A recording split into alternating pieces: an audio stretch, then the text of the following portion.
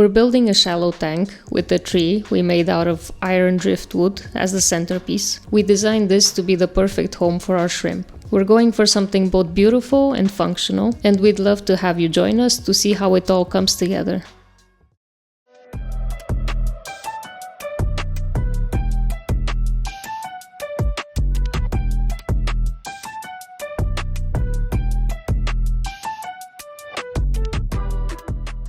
We went to our local fish store and we picked up some iron driftwood. We found some really nice pieces. And then we decided to glue them together. The idea was to create something resembling a tree. And we're hoping that this is gonna give the tank a little bit of structure, and we want it to be a great focal point.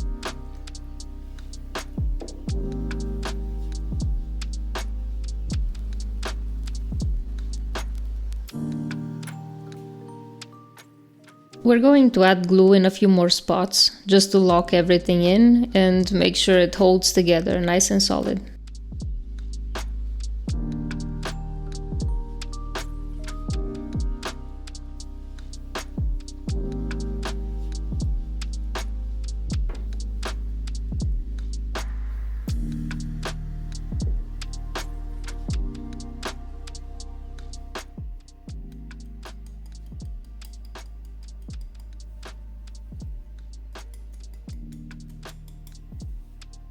Look at that, such a beautiful shape, and it does look a little bit like a tree.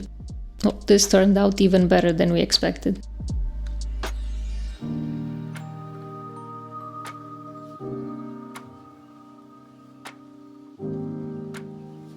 It looks great, but it'll need a bit of support, so we're going to add a stone to the base to keep it from tipping over.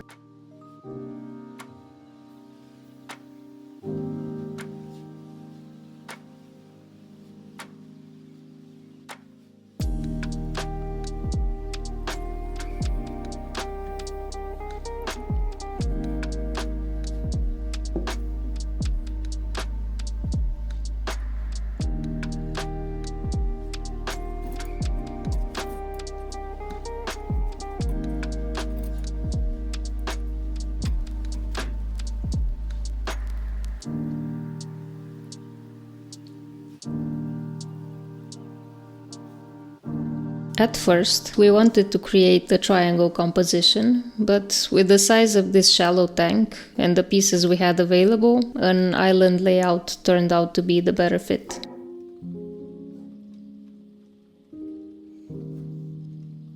We chose these dark pebble stones from our local aquarium shop to give the tank a natural feel. We use them to surround our hardscape tree, and this will add texture, but it also creates a more realistic nature-inspired layout.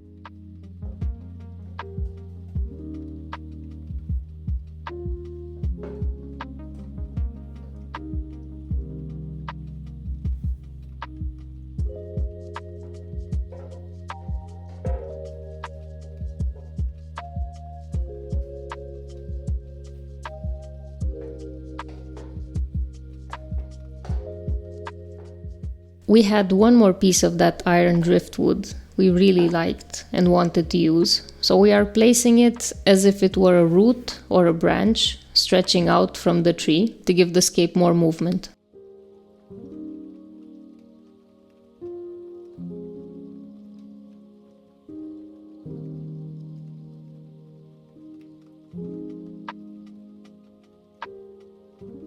Since this is a relatively small tank, we went with the Chihiros C2 light. This is compact but powerful, and it will be more than enough to support the plants we'll be adding to this scape. One feature we really love is the ramp up and ramp down function. Instead of lights suddenly switching on or off, it will gradually brighten and dim, which feels much more natural for the fish. Alright, it's time to check out the app and see what lighting options we've got to work with.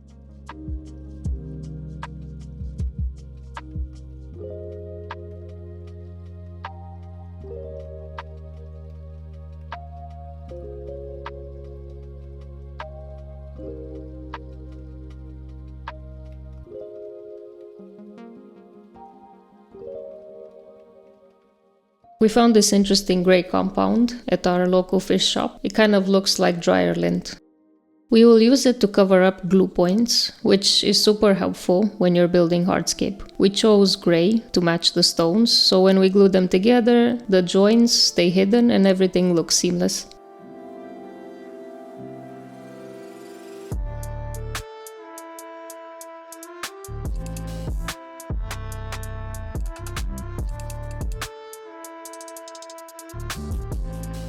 We decided to glue the stones together to keep everything in place. Since we'll be adding aquasoil behind the tree and the stones, we didn't want anything shifting or the soil spilling out. Gluing them helps create a solid barrier, which will help contain the aquasoil where we want it.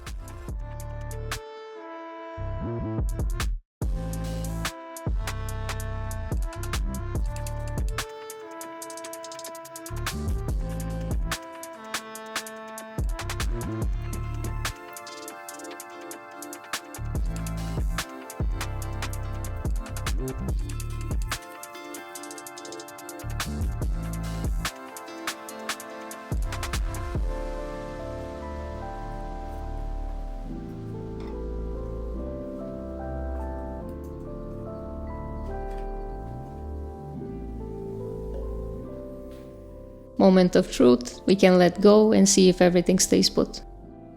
Now it's time to glue the second piece of driftwood we picked out, so let's get that in place.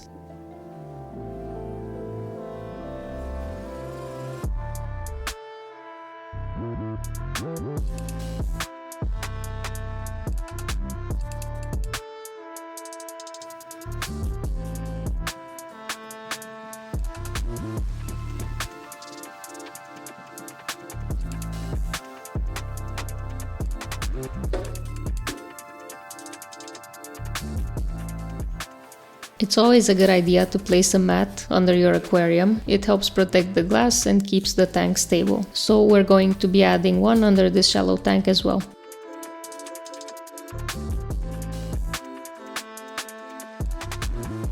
Besides gluing the stones, we also cut small pieces of filter sponge to fill in the gaps between the stones.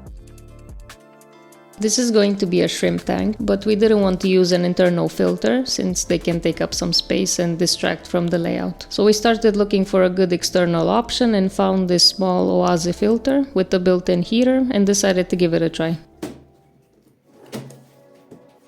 The filter comes with ceramic media, which is great. We will be using this. It comes with hoses, but we're swapping them out for more flexible ones from Chihiros because they are more malleable and it makes installation and maintenance much easier. This filter also includes a spray bar, which is great for softer flow, especially in shrimp tanks.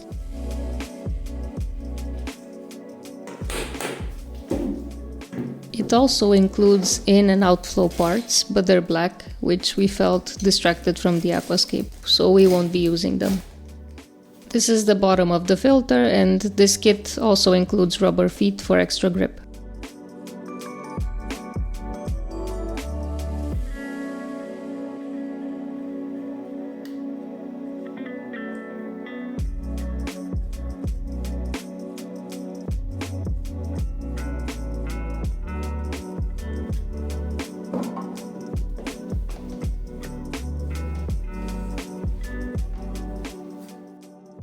Let's take a quick look at the heater. It seems pretty straightforward and easy to use.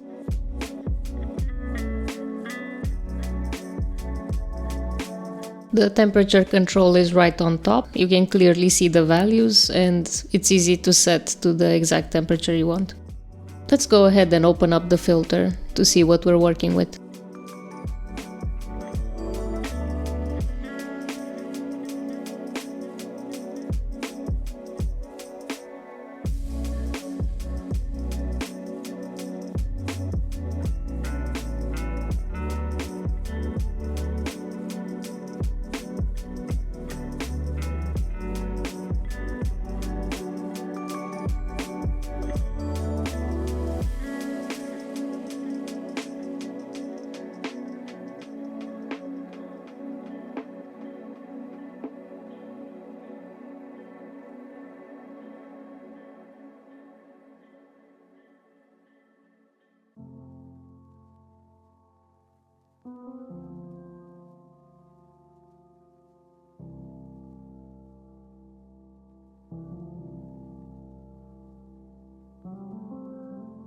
There's quite a bit of sponge inside the filter. This should do the job just fine, but there are a few small tweaks we could make to improve its performance even more.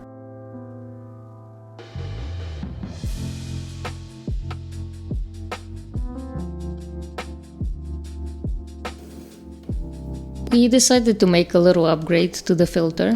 In the first chamber, we added 2 layers of foam.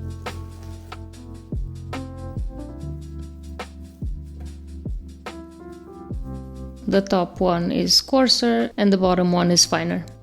In the second chamber, we added a medium coarse sponge, and on top of that some filter floss. The idea here is to guide the water flow down into the next chamber where all of the biomedia will go.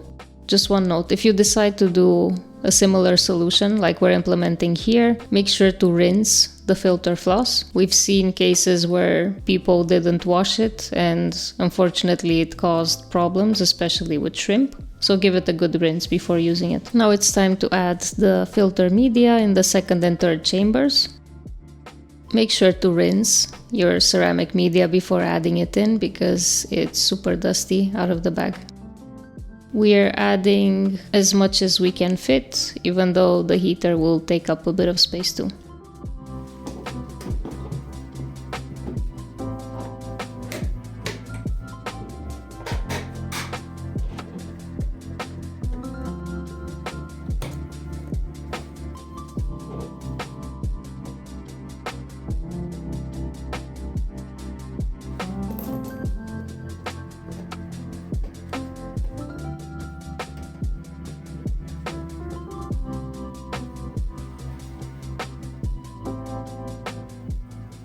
These are the in and out flow accessories we won't be using. We just need to figure out how we will control the flow without them.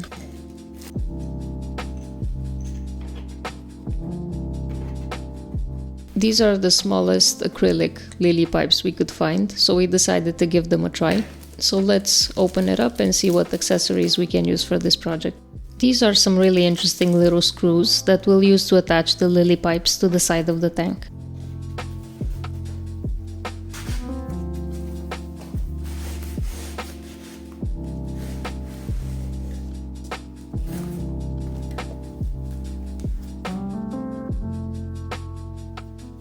This is the inlet strainer. It's fairly small, but since we have baby shrimp, we're switching it out for one with smaller openings.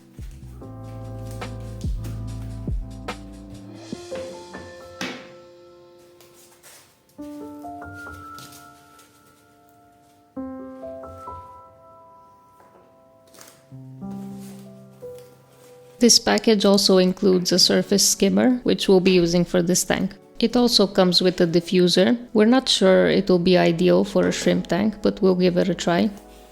And let's see what else we have in here.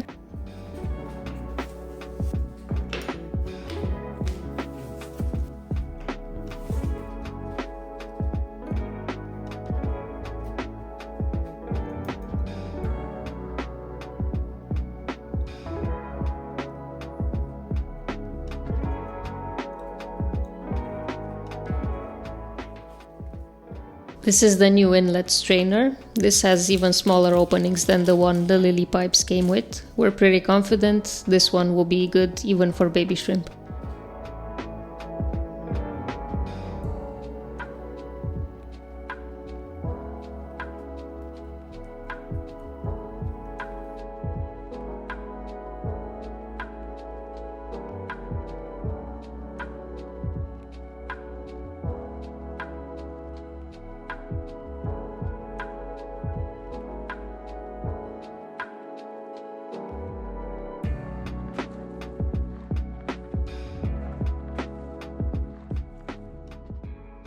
The screws that come with these lily pipes are pretty clever. You can adjust their length by tightening or loosening the top cap. Since our shallow tank has very thin glass, we needed to extend the screws as much as possible to make sure the pipes stay securely in place.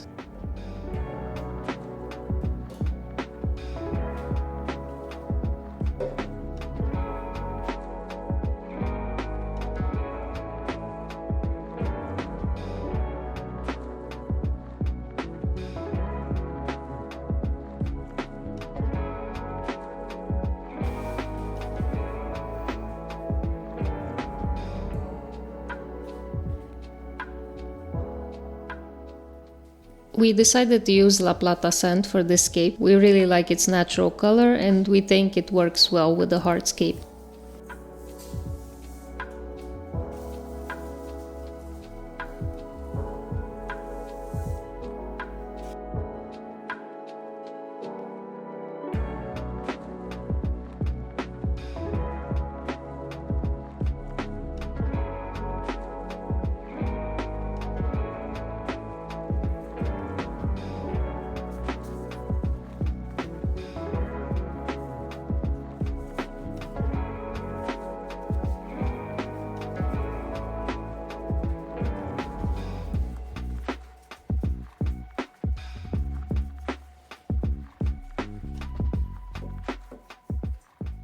We also decided to use ADA Aqua Gravel, a natural river gravel from Japan that doesn't affect water hardness. We really liked the mix of colors and thought it would be perfect for adding small detail accents in the sand.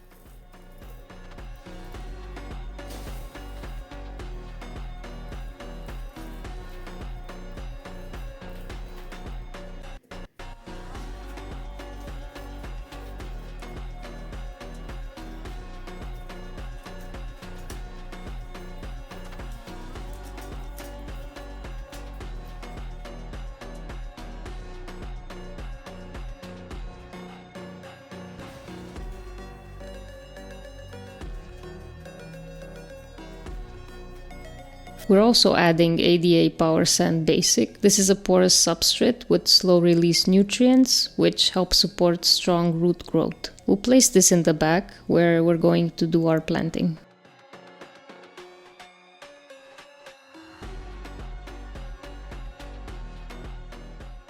Along with the power sand, we're also adding some nutrient capsules. We usually open them up and spread the content around so the plants have better access to the nutrients. As you can see, the contents look a little bit sticky. This is because the capsules have been around for a while and probably picked up some moisture.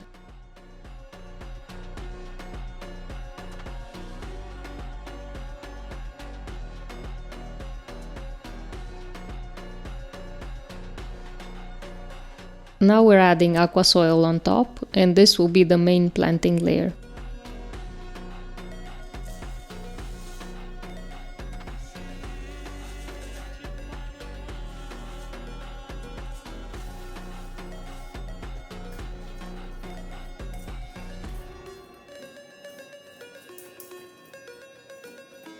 To keep the aquasoil from spilling into the foreground, we're adding a layer of sand between the tree and the stones to cap it off and hold everything in place.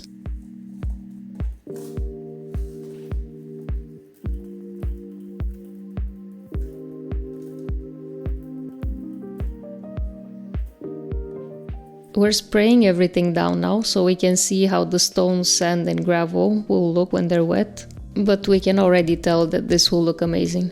This video is getting a little bit too long, so we'll continue in part 2, where we'll plant the tank, fill it up, and add the shrimp. We'll list everything we used for this project in the description, but if you have any questions, please drop them in the comments, and consider subscribing if you want to support our channel.